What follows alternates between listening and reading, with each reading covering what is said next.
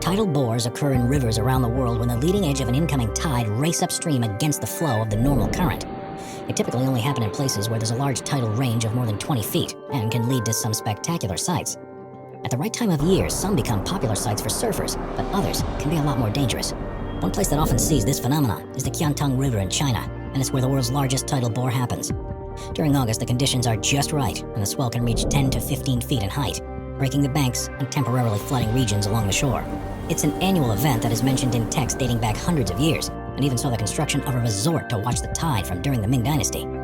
It does, however, cause safety concerns for people next to the river's edge, and often people don't realize how quickly the water levels can rise. Each year, the Chinese authorities issue warnings to anyone that plans on visiting to see the bore to make sure they keep their distance. But despite their best efforts, several people are killed after taking too big a risk for the perfect photo opportunity. Number 4. Dungeons. The quest for the ultimate wave takes surfers to treacherous sites across the globe. And there's one place in South Africa that is on the bucket list of every big wave enthusiast, known as Dungeons. It's at the foot of Sentinel Mountain in the country's Western Cape. And while the breaks aren't regular, if you do manage to catch one of the notoriously huge swells, you're in for a treat.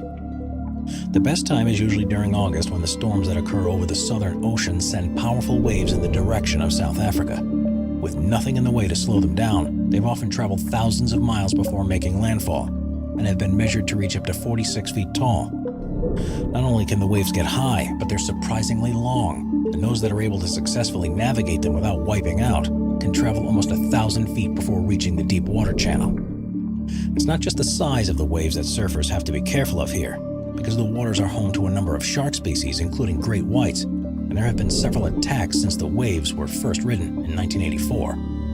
Now it's more common to be towed out by a jet ski to help reduce the chances of this happening, but with the wave they might have the opportunity to take on. Most people who travel here are willing to take the risk. Number 3. Operation Hardtack. Between April and August of 1958, Operation Hardtack 1 saw the U.S. military conduct 35 nuclear detonations in the Pacific Proving Grounds, a location around the Marshall Islands.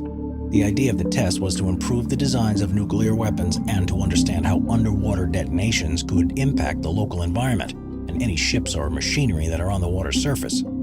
The first of the open water tests was known as Wahoo and took place on May 16, 1958. The device was placed 500 feet beneath the surface, and a series of vessels and monitoring arrays were placed around the region to record what happened. Within a second of it being triggered, a spray dome was formed that reached up to 840 feet into the air. Vertical plumes of water were also forced into the air, and lateral ones raced across the ocean's surface for 20 seconds at speeds of up to 24.2 miles per hour. A base surge was also generated, and this continued across the ocean for several minutes.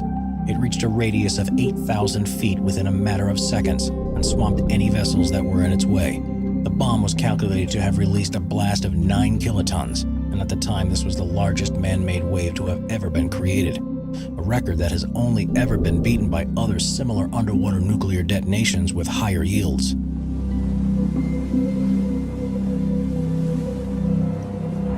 Number 2. The Cyclops. There are very few waves in the world that surfers will think twice about attempting, but one of the most powerful and stunning is known as the Cyclops. It's off the Esperance coast in Western Australia and is in such a remote place that it takes serious planning to even get there in the first place. When swells are predicted, surfers pack up their things and embark on a road trip of hundreds of miles to get there.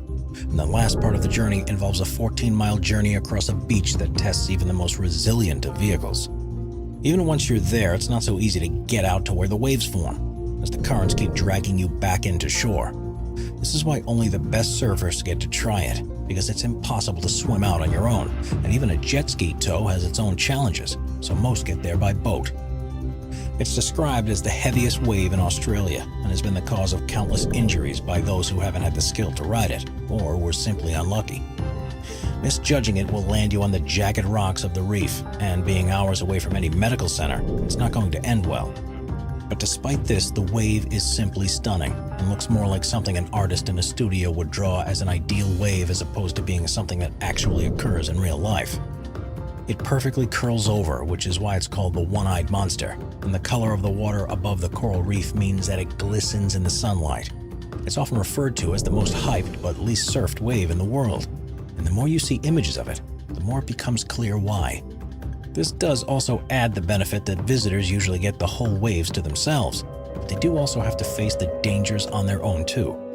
Beneath the water, there are various species of urchins that lie in wait for a wipeout, and it's also a breeding ground for great white sharks that can get protective over their territory at certain times of the year. The Cyclops is undoubtedly one of the biggest, most magical and unbelievable waves you'll see anywhere on Earth, and will remain the career high point of any surfers that are brave enough to tackle it for many years to come.